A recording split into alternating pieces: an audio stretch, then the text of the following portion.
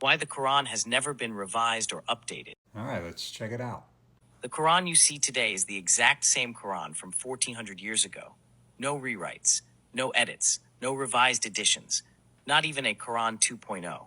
Yeah, that's simply just not true. This is the Sanaa manuscript that was found in like the 1970s. And if you look closely, what you can see is there's actually a layer of text underneath the text that was erased and then written over.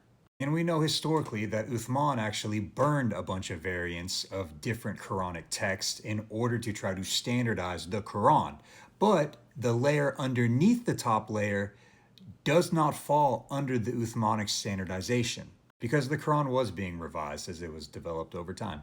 And this is all open information on the internet. Anyone can look into this. I'm not going to go fully into it for the sake of time, but I mean, there's double-digit textual variants in this thing. That's because Muslims believe it is the literal word of God revealed to the Prophet Muhammad and preserved without alteration, while other texts have multiple versions, interpretations, and missing pieces. The Quran was memorized in its entirety by followers, then written down within years of the Prophet's death, and it's still memorized today, by millions, word for word, across continents, languages, and cultures. That's not tradition, that's preservation by design. So there actually is different versions of the Quran throughout the world in Arabic. On the left side of this chart, you can see here's 10 of them, and then it's kind of laid out in the transmitters, and then just different areas in which they're being used.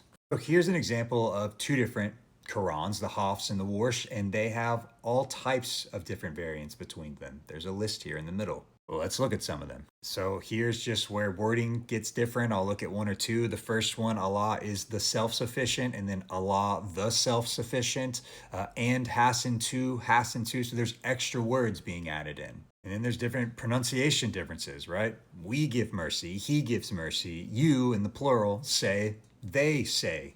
There's a whole list of them.